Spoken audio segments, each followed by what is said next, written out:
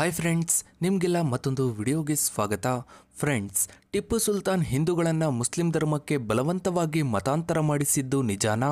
ಟಿಪ್ಪು ಸುಲ್ತಾನ್ ನಿಜವಾಗ್ಲೂ ಹಿಂದೂ ವಿರೋಧಿನ ಅಥವಾ ಒಬ್ಬ ಸ್ವಾತಂತ್ರ್ಯ ಹೋರಾಟಗಾರನ? ಟಿಪ್ಪುವಿನ ಹೆಸರನ್ನ ಕೇಳಿದ್ರೆ ಸಾಕು, ಬ್ರಿಟಿಷರು ಇವನನ್ನ ಹೇಗಾದ್ರೂ ಮಾಡಿ ಸೋಲಿಸಲೇಬೇಕು ಅಂತ ಪ್ಲಾನ್ ಅನ್ನ ಹಾಕ್ತಾ ಇದ್ರು. ಇನ್ನು ಅವನ ಬಳಿ ವಿಶಾಲವಾದ ಸಾಮ್ರಾಜ್ಯವಿತ್ತು, ಖಜಾನೆ ತುಂಬ ಹಣವಿತ್ತು, ತರಬೇತಿ ಪಡೆದ ಸೈನ್ಯ, ಪಿರಂಗಿಗಳನ್ನ ಹೊಂದಿದ್ದ. ಇಷ್ಟೆಲ್ಲ ಸುಸರ್ಜಿತ ಸೈನ್ಯ ಇದ್ರೂ ಕೂಡ ಟಿಪ್ಪುವಿನ ಕಿವಿಗೆ ಆ ವೀರ ಯೋಧರ ಹೆಸರು ಕೇಳಿದ್ರೆ ಸಾಕು, ಅವನ ಎದೆ ನಡುಗ್ತಾ ಇತ್ತು. ಅಷ್ಟಕ್ಕೂ ಯಾರು ಆ ವೀರ ಯೋಧರು? ಅವರ ಹೆಸರನ್ನ ಕೇಳಿದ್ರೆ ಟಿಪ್ಪು ಯಾಕೆ ಅಷ್ಟೊಂದು ಹೆದರ್ಕೊಳ್ತಾ ಇದ್ದ? ಎಲ್ಲವನ್ನ ಇವತ್ತಿನ ಈ ಒಂದು ವಿಡಿಯೋದಲ್ಲಿ ಹೇಳ್ತಾ ಇದ್ದೀವಿ, ಬನ್ನಿ. ಫ್ರೆಂಡ್ಸ್, ಈ ಟಿಪ್ಪು ಸುಲ್ತಾನ್ 1751 ಡಿಸೆಂಬರ್ 1ರಂದು ದೇವನಹಳ್ಳಿಯಲ್ಲಿ ಹೈದರಾಲಿ ಮಗನಾಗಿ ಜನಿಸ್ತಾನೆ. ಇವನ ತಂದೆ ಹೈದರಾಲಿ ಅವಿದ್ಯಾವಂತನಾಗಿದ್ದ, ಆದರೆ ಅಪಾರ ಅನುಭವಿ, ಯುದ್ಧ ಪರಿಣಿತನಾಗಿದ್ದ. ಅಂದಿನ ಮೈಸೂರು ಸಂಸ್ಥಾನದಲ್ಲಿ ಒಂದು ಉತ್ತಮ ಹುದ್ದೆಯಲ್ಲಿದ್ದ. ನಂತರ ಇಡೀ ಮೈಸೂರು ಸಂಸ್ಥಾನದ ಆಡಳಿತವನ್ನೇ ತನ್ನ ಕೈಗೆ ತಗೊಂಡ. ಅವಿದ್ಯಾವಂತನಾಗಿದ್ದ ಹೈದರಾಲಿಗೆ ಮಗನನ್ನ ವಿದ್ಯಾವಂತನಾಗಿ ಮಾಡೋ ಆಸೆ ಇತ್ತು. ಇದರಿಂದ ಫ್ರೆಂಚರ ಹತ್ತಿರ ತನ್ನ ಮಗನಿಗೆ ಉತ್ತಮ ಶಿಕ್ಷಣ, ಯುದ್ಧ ನೀತಿಗಳು, ಯುದ್ಧ ಕೌಶಲ್ಯಗಳನ್ನೆಲ್ಲ ಕಲಿಸ್ತಾನೆ. ಮೊದಲನೇ ಆಂಗ್ಲೋ ಮೈಸೂರು ಯುದ್ಧದಲ್ಲಿ ಬ್ರಿಟಿಷರು ಹೈದರಾಲಿ ಮೇಲೆ ಯುದ್ಧಕ್ಕೆ ಬರ್ತಾರೆ. ಆಗ ಹೈದರಾಲಿಯು ಬ್ರಿಟಿಷರ ಮೇಲೆ ಯುದ್ಧವನ್ನ ಮಾಡಿ 1769ರಲ್ಲಿ ಬ್ರಿಟಿಷರನ್ನ ಸೋಲಿಸಿ ಬ್ರಿಟಿಷರಿಂದಲೇ ಮದ್ರಾಸನ್ನ ವಶಪಡಿಸಿಕೊಳ್ತಾನೆ. ನಂತರ ಹೈದರಾಲಿ ಮೇಲೆ ಹೇಗಾದ್ರೂ ಮಾಡಿ ಸೇಡನ್ನ ತೀರಿಸಿಕೊಳ್ಳಬೇಕು ಅಂತ ಕಾಯ್ತಾ ಇದ್ದ ಬ್ರಿಟಿಷರು ಮತ್ತೊಮ್ಮೆ ಹೈದರಾಲಿ ಮೇಲೆ ಯುದ್ಧವನ್ನ ಸಾರ್ತಾರೆ. ಆದರೆ ಈ ಬಾರಿ ಬ್ರಿಟಿಷರ ವಿರುದ್ಧ ಹೋರಾಡುವುದಕ್ಕೆ ಹೈದರಾಲಿಗೆ ಬೆಂಬಲವಾಗಿ ಅವನ ಮಗ ಟಿಪ್ಪು ಸುಲ್ತಾನ್ ಕೂಡ ಇರ್ತಾನೆ.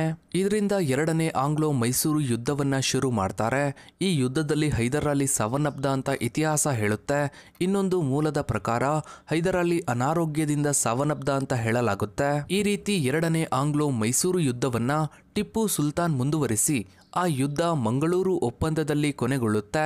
ಆದರೆ ಟಿಪ್ಪು ಸುಲ್ತಾನ್ನ ಮತ್ತೊಂದು ಚರಿತ್ರೆ ಇಲ್ಲಿಂದ ಶುರುವಾಗುತ್ತೆ. ಟಿಪ್ಪು ಸುಲ್ತಾನ್ ಕೊಡಗನ್ನ ವಶಪಡಿಸಿಕೊಳ್ಳೋದಕ್ಕೆ ಕೊಡವರ ವಿರುದ್ಧ ಸಾಕಷ್ಟು ಬಾರಿ ಕುತಂತ್ರದ ಯುದ್ಧಗಳನ್ನು ಮಾಡಿ ಸೋತು ಹೋಗಿರ್ತಾನೆ.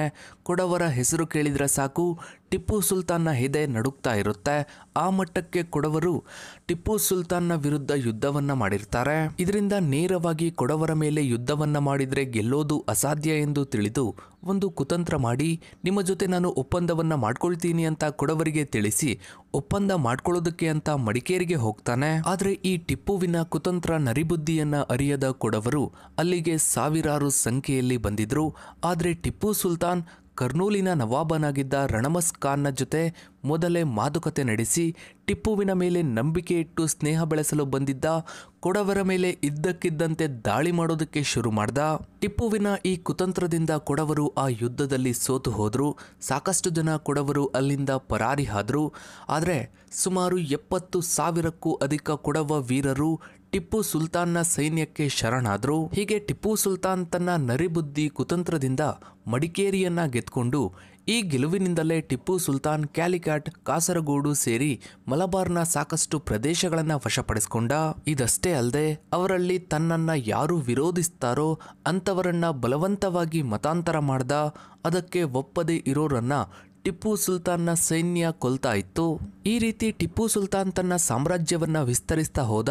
ಹೀಗೆ ಕುತಂತ್ರದಿಂದ ಬೆಳೀತಾ ಇದ್ದ ಟಿಪ್ಪುವನ್ನ ಮಟ್ಟ ಹಾಕೋದಕ್ಕೆ ಬ್ರಿಟಿಷರು ಅತ್ಯಂತ ಸುಸರ್ಜಿತ ಸೈನ್ಯ, ಪಿರಂಗಿಗಳನ್ನ ಹೊಂದಿದ್ದ ಟಿಪ್ಪುವನ್ನ ಯುದ್ಧದಲ್ಲಿ ಸೋಲಿಸೋದಕ್ಕೆ ಮರಾಠರು ಮತ್ತು ನಿಜಾಮರ ಬೆಂಬಲವನ್ನ ಪಡೆದು ಟಿಪ್ಪು ಸುಲ್ತಾನ್ನ ಮೇಲೆ ಯುದ್ಧವನ್ನ ಮಾಡ್ತಾರೆ. ಬ್ರಿಟಿಷರ ಜೊತೆ ಇವರೆಲ್ಲರೂ ಕೈ ಜೋಡಿಸಿದ್ರಿಂದ ಟಿಪ್ಪು ಸುಲ್ತಾನ್ 3ನೇ ಆಂಗ್ಲೋ ಮೈಸೂರು ಯುದ್ಧದಿಂದ ಓಡಿ ಹೋಗ್ತಾನೆ.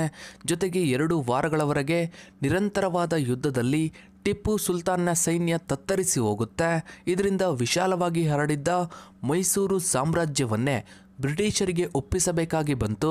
ಯುದ್ಧದ ವೆಚ್ಚವಾಗಿ ಬ್ರಿಟಿಷರಿಗೆ 3,03,00,000 ಹಣವನ್ನ ನೀಡಬೇಕಾಗಿ ಬಂತು. ಆದರೆ ಆ ಸಂದರ್ಭದಲ್ಲಿ ಅಷ್ಟೊಂದು ಹಣ ಇರಲಿಲ್ಲ.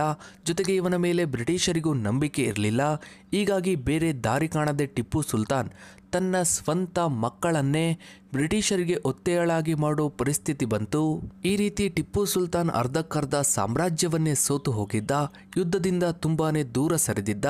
ಆದರೆ ಬ್ರಿಟಿಷರು ಟಿಪ್ಪುವಿನ ಇಡೀ ಸಾಮ್ರಾಜ್ಯವನ್ನ, ಮೈಸೂರು ಸಾಮ್ರಾಜ್ಯವನ್ನ ಸಂಪೂರ್ಣವಾಗಿ ವಶಪಡಿಸಿಕೊಳ್ಬೇಕು ಅಂತ ನಿರ್ಧಾರವನ್ನ ಮಾಡಿದ್ರು. ಹೀಗಾಗಿ ಟಿಪ್ಪುವಿನ ಆಡಳಿತದಲ್ಲಿದ್ದ ಮೀರ್ ಸಾದಿಕ್ಗೆ ಅಧಿಕಾರದ ಆಮಿಷ ಮತ್ತು ಹಣದ ಆಮಿಷ ಒಡ್ಡಿ ರಾಜ್ಯದ ಗುಪ್ತ ಮಾಹಿತಿಗಳನ್ನು ತಿಳಿದು ಟಿಪ್ಪುವಿನ ಮೇಲೆ ಆಕ್ರಮಣವನ್ನ ಮಾಡಿದ್ರು. ಆ ಯುದ್ಧದಲ್ಲಿ 35,000 ಸೈನಿಕರನ್ನ ಟಿಪ್ಪು ಸುಲ್ತಾನ್ ಹೊಂದಿದ್ರೆ ಮತ್ತೊಂದು ಕಡೆ ಬ್ರಿಟಿಷರು ಬರೋಬ್ಬರಿ 60,000 ಸೈನಿಕರನ್ನ ಹೊಂದಿದ್ರು. ಇವರ ಸೈನ್ಯವನ್ನ ನೋಡಿನೇ ಟಿಪ್ಪು ಸುಲ್ತಾನ್ ಒಂದು ಕ್ಷಣ ಬೆಚ್ಚಿ ಬಿದ್ದಿದ್ದ. ಕೊನೆಗೆ ಬ್ರಿಟಿಷರ ಬಂದೂಕಿನಿಂದ ಬಂದ ಗುಂಡುಗಳು ಟಿಪ್ಪು ಸುಲ್ತಾನ್ನನ್ನ ನೆಲಕ್ಕೆ ಹೊರಳಿಸಿದ್ವು.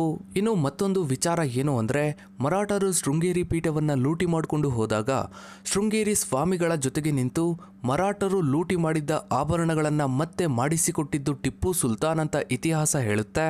ಶತ್ರು ಸೈನ್ಯದ ಮಹಿಳೆಯರನ್ನ ಬಂಧಿಸಿ ಅವರ ಮೇಲೆ ದೌರ್ಜನ್ಯ ಮಾಡಿದ್ದ ಕಾರಣಕ್ಕೆ ತಮ್ಮ ಸೇನಾದಳದ ಮುಖ್ಯಸ್ಥನಾಗಿದ್ದ ಮಕ್ಬುಲ್ ಅಹಮದ್ನನ್ನ ಶಿಕ್ಷೆಗೆ ಒಳಪಡಿಸಿದ್ದು ಟಿಪ್ಪು ಸುಲ್ತಾನ್. ಯಾರು ಭೂಮಿಯನ್ನ ಉಳ್ತಾರೋ ಅವರು ಯಾವ ಜಾತಿಯವರಾಗಿದ್ರೋ ಅವರಿಗೆ ಭೂಮಿಯ ಒಡೆತನವನ್ನ ಕೊಡಬೇಕು ಅಂತ ಟಿಪ್ಪು ಸುಲ್ತಾನ್ ಘೋಷಣೆ ಮಾಡಿದ್ದ. ಟಿಪ್ಪುವಿನ ಸೋಲಿನ ಬಳಿಕ ಇಡೀ ಸಂಪೂರ್ಣ ಭಾರತವೇ ಬ್ರಿಟಿಷರ ವಶವಾಗುತ್ತೆ. ಸೊ ಇದಾಗಿತ್ತು ಫ್ರೆಂಡ್ಸ್ ಇವತ್ತಿನ ಈ ಒಂದು ವಿಡಿಯೋದ ಬಗ್ಗೆ ನಿಮ್ಮ ಅನಿಸಿಕೆ ಅಭಿಪ್ರಾಯಗಳನ್ನು ತಪ್ಪದೆ ಕಮೆಂಟ್ ಸೆಕ್ಷನಲ್ಲಿ ಕಮೆಂಟ್ ಮಾಡಿ. ಹಾಗೆ ವಿಡಿಯೋಗೊಂದು ಲೈಕ್ ಮಾಡ್ತಾ ವಿಡಿಯೋನ ಆದಷ್ಟು ಎಲ್ಲ ಕಡೆ ಶೇರ್ ಮಾಡಿ. ನೀವಿನ್ನೂ ನಮ್ಮ ಚಾನಲ್ಗೆ ಸಬ್ಸ್ಕ್ರೈಬ್ ಆಗಿಲ್ಲ ಅಂದರೆ ಕೆಳಗಡೆ ಕಾಣೋ ಸಬ್ಸ್ಕ್ರೈಬ್ ಬಟನ್ನ ಕ್ಲಿಕ್ ಮಾಡಿ. ಹಾಗೆ ಪಕ್ಕದಲ್ಲಿ ಕಾಣೋ ಬೆಲ್ ಐಕಾನ್ ಕೂಡ ಕ್ಲಿಕ್ ಮಾಡಿ. Thanks for watching.